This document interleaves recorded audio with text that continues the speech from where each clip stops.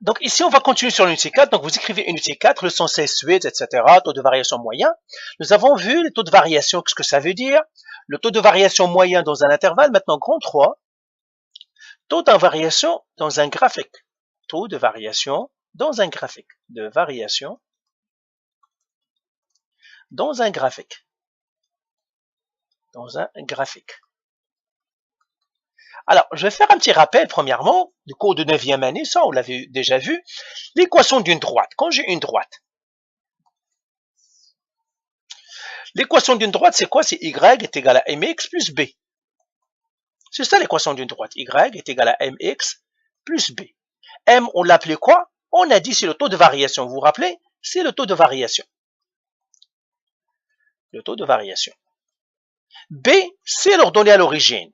Ordonnée à l'origine. Alors, le B ici ne nous intéresse pas beaucoup. Ce qui nous intéresse, c'est le taux de variation. Mais le taux de variation pour une droite, c'est quoi? C'est aussi la pente. Si le taux de variation, c'est pour l'équation, c'est pour, mais pour la droite, c'est la pente. C'est ça le taux de variation, c'est la pente de la droite. Donc, si j'ai ça, c'est l'horizontale. La pente, c'est celle-là.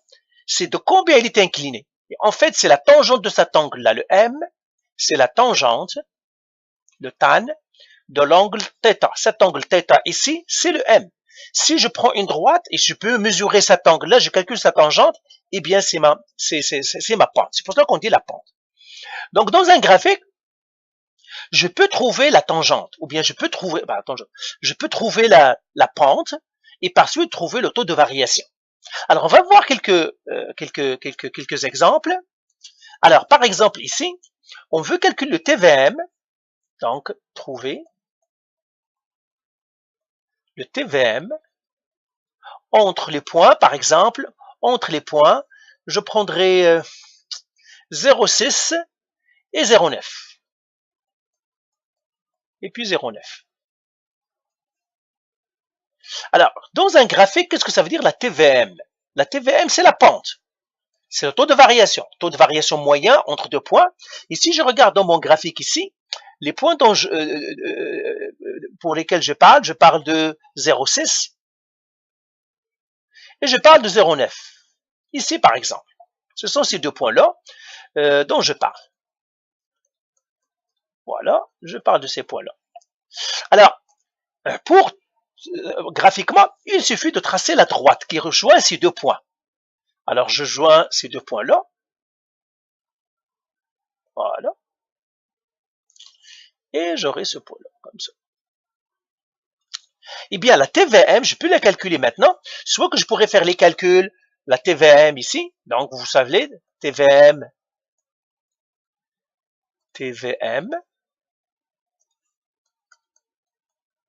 entre les points 0,6 et 0,9.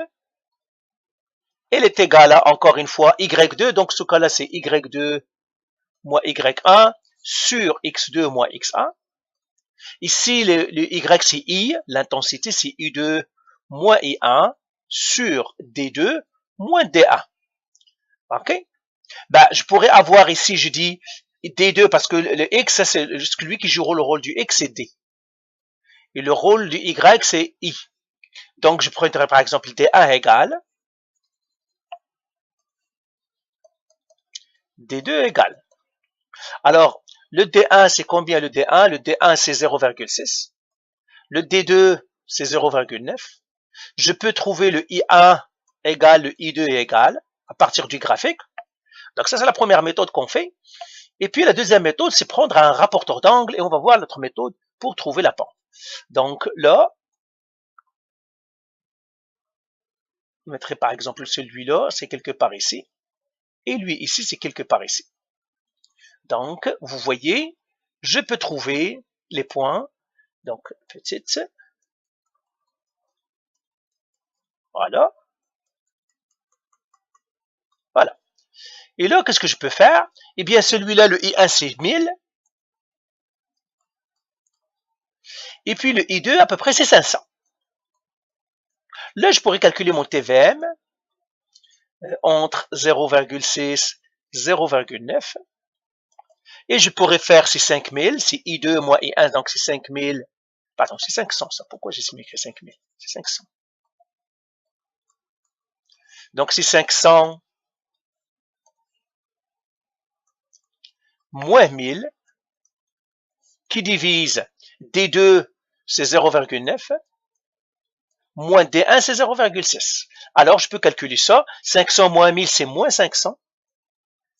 Sur 0,9 moins 0,6, c'est 0,3. Et je trouverai ici, je prendrai ma calculatrice. Voilà. Donc je dois faire moins 5000, moins 500, divisé par 0,3. Eh bien, ça me donne moins 1666,67. Moins 1666,67. OK? Voilà ce que l'intensité. Ça, c'est les distanciés en mètres. Ça, c'est l'intensité de la lumière, c'est les watts. Donc, ça va faire watts par mètre. Voilà l'unité, parce que ça, c'est les watts et ça, c'est les mètres. Donc, je peux faire ça. Je peux faire ce calcul comme on l'avait fait, tout simplement. Je peux faire autre chose. Je peux trouver l'angle. Je peux mesurer cet angle-là, ici. OK? Et puis, trouver sa tangente. Et puis, je vais faire la mise à l'échelle. OK? Donc, je peux trouver cet angle-là et trouver sa tangente et faire la mise à l'échelle. Mais le plus sûr, c'est faire ce calcul-là. Donc, il ne faut pas oublier que la tangente aussi de la pente, c'est le taux de variation. Alors, prenons un autre exemple. Celui-là, par exemple, ça c'est une courbe ici. Même chose. J'aimerais savoir le TVM, taux de variation moyenne, entre 0 et, par exemple, et 6. Égal. Alors, la même chose que ce que je vais faire. Pardon, pourquoi je vais prendre 0 et 5. Alors, je vais prendre les points 0. Le point 0, c'est lui. 5, c'est lui. Ici. Alors, je vais prendre ma règle et puis je regarde où est-ce qu'il est 5 jusqu'à... Ah, c'est ça le point. Donc, voilà. Voilà. Et là, je trace la droite. Voilà. Alors, ces droites-là, on les appelle des séquentes. Cette droite-là, on l'appelle une séquente. Alors, la droite c'est-à-dire du TVM, ça s'appelle une séquente. Je vais l'écrire aussi ici. Cette droite-là, ça s'appelle une séquente. Une séquente à la courbe. Alors, une droite qui coupe un graphique en 2 points, on l'appelle une séquente. Donc, celle-là, la même chose, je trace la séquente. Et puis, eh bien, donc, je peux calculer aussi le taux de variation moyen. Exemple ici, c'est comme ça. Et là, je peux estimer mon taux de variation moyen. Donc,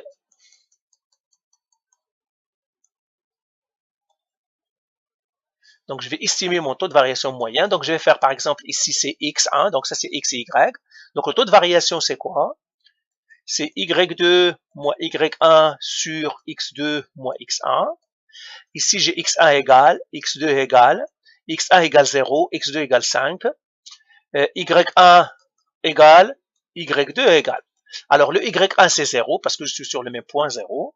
Le y2, il est là, à peu près 10,5. Et là, je peux calculer mon TVM. Mon TVM.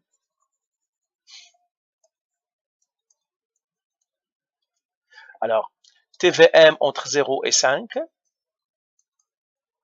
Eh bien, je vais faire égal. Alors, si y2, 10,5, moins y1, c'est 0, sur x2, c'est 5, moins x1, c'est 0, qui me donne 10,5 sur 5. Alors là, je fais calculatrice. 10,5 qui doit diviser 5, ça me donne 2,1. Donc mon TVM entre 0 et 5, elle est 2,1.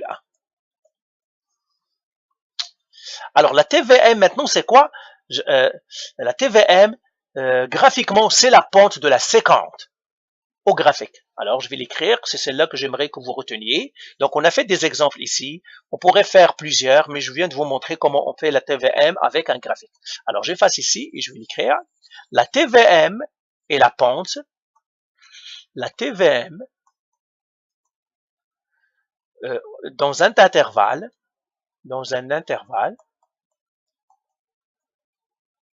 et la pente de la séquente, de la droite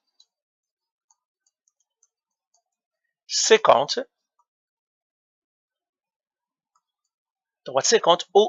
à la courbe, ou bien au graphique, à la courbe,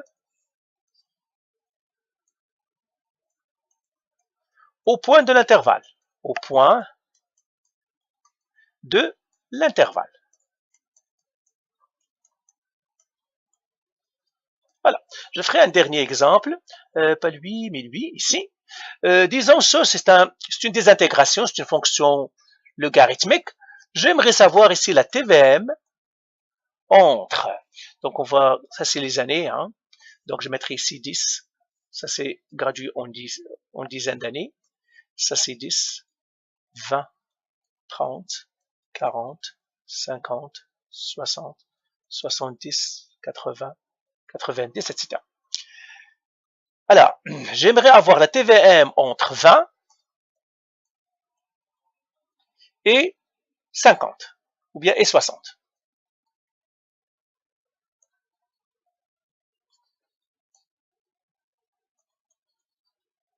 Et 60. Alors, ça va être quoi? Ça serait les grammes ici. Ça, c'est les années, les T. C'est les années. Donc, je mettrai ici T, les années. Oh, T. Et ça, c'est la masse. Alors, ça va être M2 moins M1 sur T2 moins T1. Alors, T1 égale à 20. T2 égale à 60. M1 égale, M2 égale. Alors, pour 20, comme ça.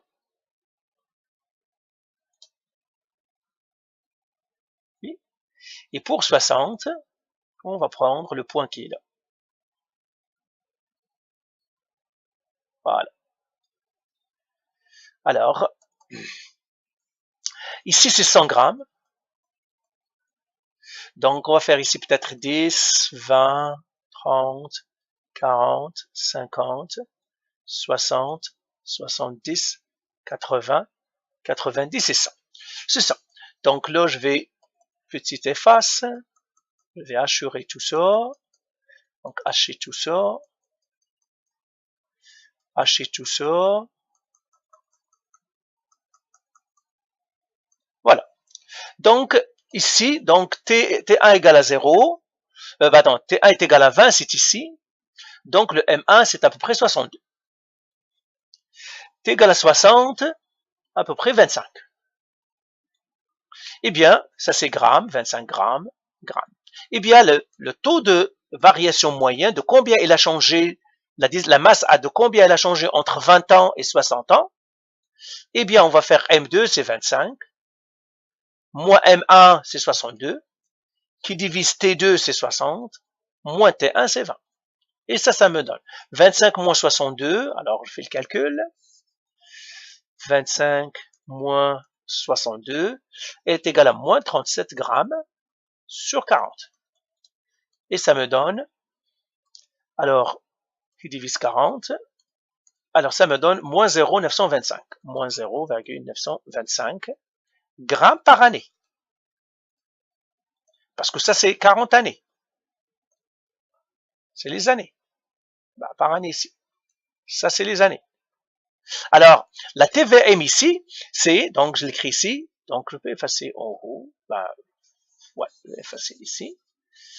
TVM entre 20 et 60, elle est égale à moins 0,925 grammes par année. Alors, l'interprétation que ça veut dire, pourquoi il y a un moins? Parce que ça diminue. C'est ça, moins. Interprétation, qu'est-ce que je dois dire? Donc, j'écris interprétation. Interprétation. La masse du SR90 diminue en moyenne de 0,925 grammes, de 0,925 grammes par année. Par année, entre 20 et 60 ans. Entre 20 ans et 60 ans. Donc, entre 20 et 60 ans, eh bien, en moyenne, la masse du strontium 90 diminue de 0,92 par année. Chaque année, on a en moyenne, chaque année, on en perd 0,925. Ça ne veut pas dire que chaque année, on perd 0,925. Non, en moyenne. C'est comme les notes. Vous vous rappelez de Younes. On a vu 70, 85, etc. En moyenne, il avait une moyenne totale de 70, mais ça ne veut pas dire qu'il a eu tous les examens à 70. Mais en moyenne, c'est comme si tous ces examens avaient 70. Donc, voilà pour le taux de variation moyen. Maintenant, je vous donnerai quelques exercices. Alors, je vais effacer tout ça. Exercice.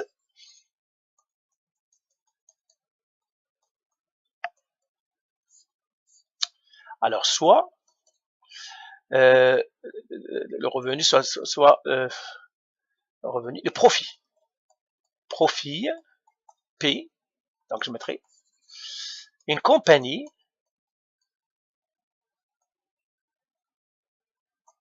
a les profits modélisés par l'équation suivante. Par l'équation suivante. P égale 3 t au carré plus 5t moins 20. T, ça c'est nombre de mois. P, profit en milliers de dollars. Alors, question 1. Trouver la TVM entre le mois 0 et 2. Deuxième question. Trouver le taux de variation moyen, le taux de variation moyen entre les mois 0 et 6. 3. Interpréter ces résultats. Interpréter ces résultats. Voilà, faites seulement cet exercice-là. Donc, comment trouver le taux de variation moyen. Donc, voilà, on a fini un petit peu le taux de variation moyen. On va vous donner d'autres exercices, mais l'essentiel, on vient de le faire. Allez, voilà, bye.